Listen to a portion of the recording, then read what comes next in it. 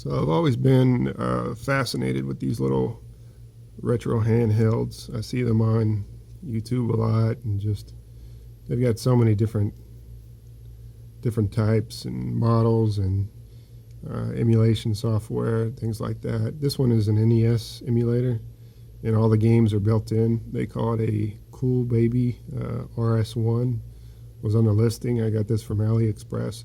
I've been looking for something like this for a while now, and I just kind of was trying to pin down some of the things I wanted. I wanted it to be small. You can see it's not that big.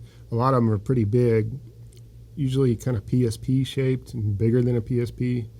And I wanted something that had that I could carry around in my pocket that wasn't too crazy in size. Also, I wanted something that was pretty durable, and it seems to be. It has kind of some heft to it, and all the buttons are really clicky and responsive. So I went ahead and pulled the trigger. I got a couple of these. They were $9.61, I believe, and so far they've been pretty great. There's a few things that I like and a few things that I don't like about it. As far as the pros, I guess you could say the build quality is good. The screen is nice and bright. I'll show you that in a minute. The volume is really loud. The audio is clear. The price was definitely the nice price, $9.61. And there's a ton of games on here. I've been playing this for about a week now, and it's been really good on batteries. I haven't had to change the batteries yet. It takes 3 AAA right here, just a slide cover in the back. There's some things that I don't like about it too. As far as the games, I'll go ahead and turn it on here for you. As far as the games, it says 152 in one, but there's actually, I think I counted 79 actual individual games. The rest are either like copies, direct copies, just renamed. They also do this thing where they will take a game. Let's see, like Adventure Island. So this is Adventure Island. It looks like maybe the Famicom version. I'm not sure. But they will take that game, then they will break out the actual levels from the game, and then rename those and call those, their own game. Like that Adventure Island, level 2, I think, or would be Sea Adventure, level 3, Happy Adventure. So these are all the levels from Adventure Island. They're just renamed and make you think that they're totally new games when they're not. So that's a pretty big con against this, I guess you could say. But even with that, there's also games that they just, like this Circus Adventure is Circus Charlie, I think it's called. Clown is another level from that Circus Adventure. So they do the same thing with a few of these games. But they also do things like include ROM hacks like this. I think this Donkey Kong 3 is Donkey Kong, but it's called Bandits. So it's like a ROM hack of a Donkey Kong game. So if you start it up, you'll see it's similar, except they changed all the sprites and, the whole, I don't know what he's shooting, some kind of whatever, it flies and stuff. But anyway, so they do that a lot. They also do like the level games, and they've included like some I guess some homebrew games. So if you go through here a little while, you'll see things like Street Fighter. Yeah, here it is, Street Fighter. And well, this one is called Fighter 12 People's Street 6. You start it up, and it's real similar to Street Fighter, except the moves are like a lot more simple since there's only 2 buttons. So like here's Ken and Ryu, and you can see you start to play it. It's basically in any NES version of Street Fighter. And I don't really play these because I don't know how to play them. This is Ken, so I guess I got Ken. Anyway, so yeah, you'll see stuff like that. There's Angry Birds on here. See if I can find that one too. It's like a homebrew or like a demake of the original, Android game, Angry Birds, iPhone game. Plants vs. Zombie is another one that was like a NES demake of the Plants vs. Zombie game. I haven't played it really any because I'm just not interested, but this is basically what it looks like. They also do some things like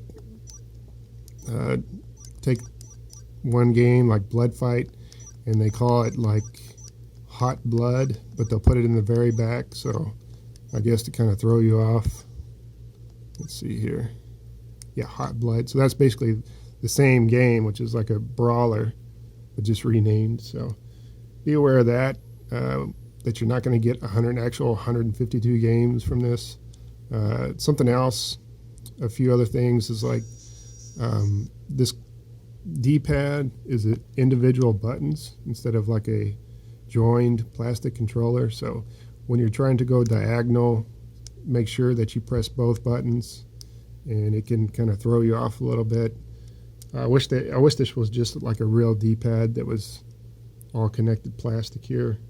The start button, like I said, is a select button in game, so which kind of makes sense because if the game needs the select button, you would have it there, but you can't pause games, so that kind of sucks. But one of the big cons on this is this A-B button. So this A-B is actually B-A, so they've been switched. So you have to remember that when you're playing, if you're used to an old NES controller, that this is A and this is actually B. And they have a turbo button here, which is connected to this button, which is actually the B button. So for most games, it doesn't really help, especially if it's like shooting and jumping. Usually A is to shoot and B is to jump, but since they're switched, you have a turbo button on the jump button, so you're just jumping really fast, which doesn't really do anything in most games. It doesn't help you out a lot, but so yeah, there's definitely some cons with this, but for the price, for $9.61, yeah, it's really, hard to beat. Also, if you're going to get this, make sure you actually like the games that are on here. I'll have a full game list below the video, but what I noticed is there's not a lot of like hits, I guess you could say. Besides Contra and Super Mario, there's a lot of stuff like Chippendale, and there's actually both Double Dragon games on here, 2 and 3, but there's not Double Dragon 1. But there's just stuff on here that's not, to me, is not very fun. I would like to have something like Zelda or Mega Man on here, and there's not really any games like that on here. So if you want to play like kind of the B grade games or the really early games from the NES library, then yeah, this would be good. Stuff like Excite Bike, ER Kung Fu is on here, stuff like that, Joust. But if you wanted like to play the first Final Fantasy or some of the Zelda games or even the Castlevania games, none of that is on here. So it's kind of a shame. I wish there was a way, there may be a way to open this up and get in there and actual load your own games, but I have no idea how to do that, and I'm sure I would end up breaking it. So yeah, just something to keep in mind. Other than that though, it's actually just a cool little device. It does what it says it does. It doesn't have actually 152 games, but 79 games for $9 plus an actual portable player to play them on is a pretty good deal. So I would definitely say this is a buy, especially compared to some of the others I've seen on YouTube, which are kind of really clunky, like poor construction, and the screen isn't half as good as this one. The screen is actually really good. It's clear and bright. It might not come out on my camera that way, but yeah, it's good. So you see towards the end of the library here, that's when you start seeing a lot of these copies. Silkworm 3 or 4 is actually the 4th level of Silkworm, things like that. There's some weird stuff going on too. I think this Cuban and Revolution is actually the same game called Guerrilla Warfare, which was, I believe, an old Famicom game in Japan. I don't think a lot of these only came out in Japan. They're kind of old Famicom games. There's stuff like here, this Fast Brothers. is actually Super Mario Brothers, but sped up. There's stuff like, see if I can get towards the front here. Mario Brothers here is Mario Brothers, but they call it Mr. Mary. And as far as I know, that's the only thing that's different is the title screen, because when you actually start the game, all the sprites look right. It looks like Mario Brothers, the original Mario Brothers. So it's just something weird that they do as far as all, putting these strange ROM hacks and homebrew and splitting things up into levels as their own individual games.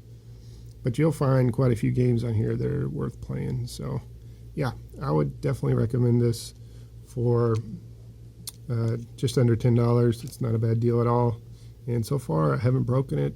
It hasn't come apart, and I carry it around every once in a while. I got 2 of these, one to give away and one to keep, and I will definitely probably keep one. So yeah, that's it, the Coolbaby RS-1.